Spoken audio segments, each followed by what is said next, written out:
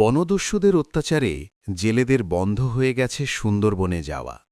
সুন্দরবন উপকূলীয় এলাকার জেলেদের না খেয়ে কাটাতে হচ্ছে দিনের পর দিন।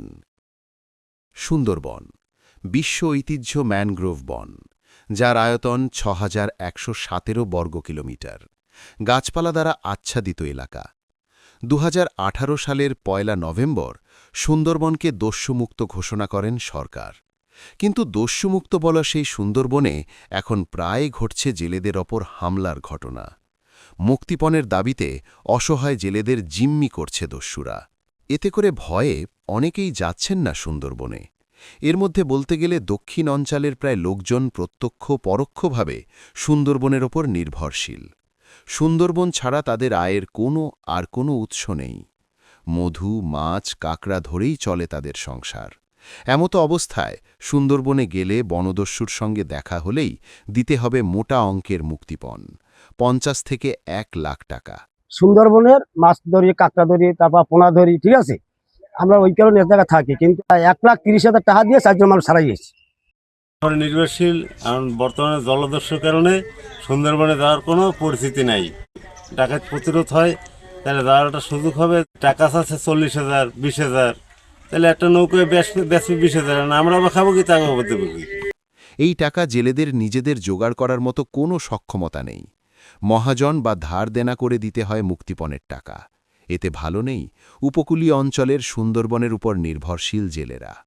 গত শনিবার ২৩ ফেব্রুয়ারি বিকেলে সাংবাদিকদের সঙ্গে আলাপকালে বন, পরিবেশ ও জলবায়ু পরিবর্তন বিষয়ক মন্ত্রণালয়ের প্রতিনিধি ড শেখ ফরিদুল ইসলাম বলেছেন, সুন্দরবন দস্যুমুক্ত করতে অচিরেই যৌথ অভিযান শুরু হবে। বর্তমানে সুন্দরবনে সক্রিয় ৫টি বনদস্যু বাহিনীর সদস্যদের তালিকা হালনাগাদ করা হয়েছে।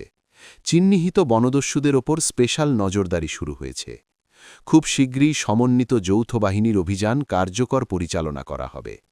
এই অভিযান সম্পর্কিত চূড়ান্ত কর্মপরিকল্পনা ঠিক করতে রবিবার ২২ ফেব্রুয়ারি সকালেই খুলনা বিভাগীয় কমিশনার সহ বন বিভাগ, র্যাব, কোস্টগার্ড, পুলিশ ও নৌপুলিশের ঊর্ধ্বতন কর্মকর্তাদের সঙ্গে সভায় চূড়ান্ত সিদ্ধান্ত নেওয়া হয়েছে। সহকারী বন কর্মকর্তা জানান, গতকাল দুবলার চর সংলগ্ন নদী থেকে ২০ জন জেলেকে অপহরণ করে নেওয়া হয়েছে। এখনও পর্যন্ত ডাকাত দল কোনো যোগাযোগ করেনি। আমি কর্তৃপক্ষকে বিষয়টি জানিয়ে দিয়েছি, বিষয়টি গুরুত্ব সহকারে দেখার জন্য। খুব শীঘ্রই সুন্দরবনে অভিযান শুরু হবে। আমাদের জেলেপল্লী, টহলপাড়ি, দুবলার, নারকেলবাড়িয়া এবং আলোরকোল ক্যাম্প এলাকার সমুদ্র থেকে ২০ জন জেলেকে অপহরণ করা হয়েছে গতকালকে। আজকে সকাল পর্যন্ত আমি খোঁজ নিয়েছি, ডাকাতের পক্ষ থেকে কোনো যোগাযোগ করা হয়নি।